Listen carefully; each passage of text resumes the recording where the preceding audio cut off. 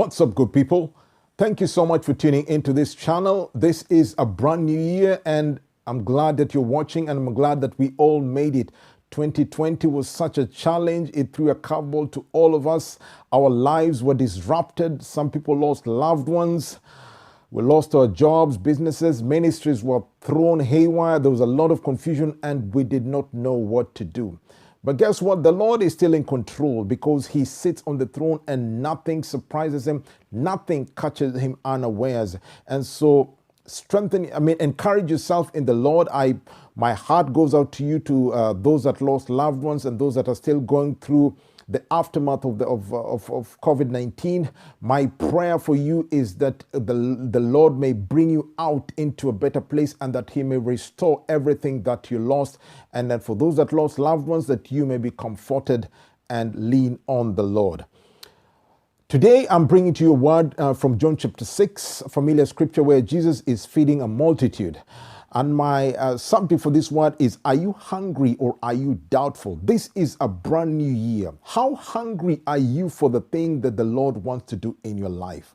Or are you going to be doubtful just because he spoke something and you're thinking, I did not quite see it? The power of an instruction lies in the instructor. And let's see what Jesus tells us in John chapter 6. So John chapter 6 from verse 5, Jesus says, when Jesus looked up and saw a great crowd coming toward him, he said to Philip, where shall we buy bread for these people to eat? He asked this only to test him because he already had in mind what he wanted to do. He said, where shall we buy bread for these people to eat? No specific number has been given. Verse 7, Philip answered him, it would take more than a half year's wages to buy enough bread for each one to have a bite. Another of his disciples, Andrew, Simon Peter's brother, spoke up and said, here is a boy with 5 small barley loaves and 2 small fish. But how far will they go among so many? So this is the first time where where the Bible is recording a specific number in this text. 5 loaves of bread and 2 small fish. But remember, we're dealing with a multitude. Jesus answered, have the people sit down. Have the people who are here, this entire multitude, have them sit down. There was plenty of grass in that place, and they sat down. About 5,000 men were there. So a second number is given, but this is an estimation that we are told here. In fact, Bible scholars and theologians believe that we had about 17,000 people who were in this meeting. Jesus then took the loaves, gave thanks, and distributed to those who were seated as much as they wanted. Underline the word those. He did the same with the fish. When they had all had enough to eat, he said to his disciples, gather the pieces that are left over, let nothing be wasted. So they gathered them and filled 12 baskets with the pieces of 5 barley loaves that were left over with those who had eaten. Brothers and sisters, it is very, very possible to walk with the Lord, be born again, have a relationship with him, but only be a witness to the miraculous manifestation of his word. These people who were there were hungry. They had followed the Lord. They wanted to hear the Lord do something. But when he gave this obnoxious instruction, not everybody responds. And we know this because the word those has been used twice. In English, we have 8 parts of speech, and the word those is a demonstrative pronoun. It goes ahead to explain the context to what was happening to a particular segment of people in that crowd. So when you deal with group dynamics, or if you've ever dealt with group, you know that there's something called group dynamics, that not everybody is going to respond to the instructions that have been given to that group with the same energy, intensity, and zeal. Why? Because you have skeptics, you have doubters, you have people who want to fight you, you have people who want to do all manner of things. You have people who are brought there against their own will. So when you tell them, sit down, they're thinking, who are you? Dude, you're just a carpenter, wannabe rabbi. Who are you to tell me what you think I need to do? I'm hungry. And when you look at what he has at his disposal, you're thinking, really, 5 loaves and 2 small fish, and you want to feed this entire multitude with that? no, I'm not buying this. And so as a pastor, you may be in this situation, you're thinking, the Lord has given me a word for the church, for my church, for 2021. And I want to give it out, I want to post it on social media, but I'm a bit hesitant because last year I said, this is the year of increase, this is the year of elevation, this is the year of blah, blah, blah. But then COVID-19 happened and it threw a curveball. And now people are waiting with stones. They want to castigate you, they want to vilify you. My brother or my sister, this comes with a job. They did this to Jesus Christ, and you and I are no exception. You do it and let the Lord work its let the word work its work. Let the word do its work. Oh, that's wrong grammar. Let the word do its work. Because you and I are not in the business of trying to help the Lord manifest his word.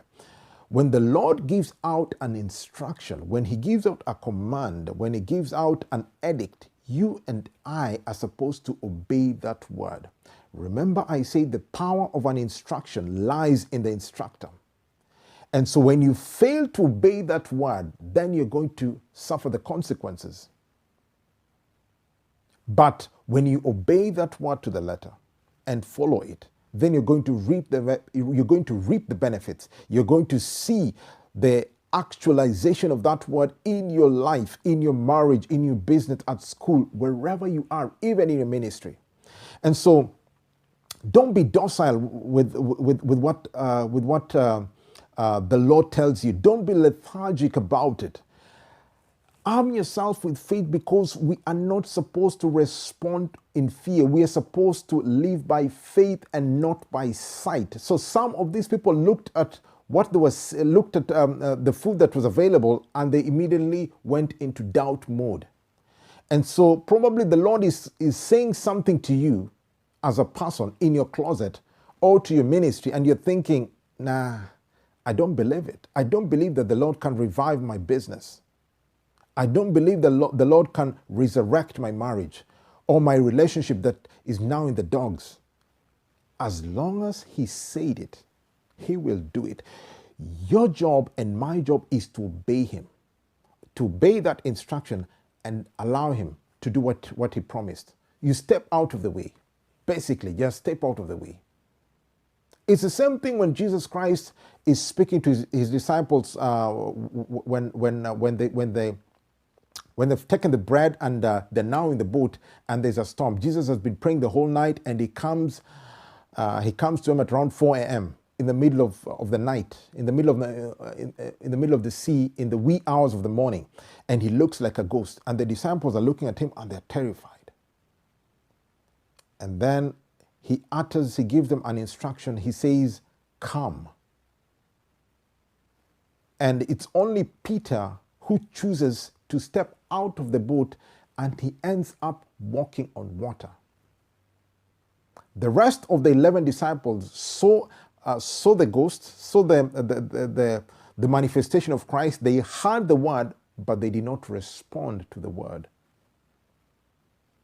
And so, it's very, very possible that you'll hear this word. You'll hear God speaking the same word from your pastor to the entire congregation, and it will not happen to you because you are full of doubt. But if you are hungry, if you have that desire to see God manifest in your life, you're going to say, it doesn't make sense to me. Everything inside me makes me get filled with the inclination to doubt it. But because it is you who is speaking, I'm going to run with it. Choose to obey God despite the odds that are against you. And let God be true, and every man, including you, be a liar. So, I'm excited to what God is going to do in our marriages, in our lives, in our ministries, in 2021. All in all, you need to obey. Looking forward to hearing from you. Let me know what the Lord is doing in your life. Let me know how I can pray for you when it comes to 2021. God bless you. I'll see you again next week.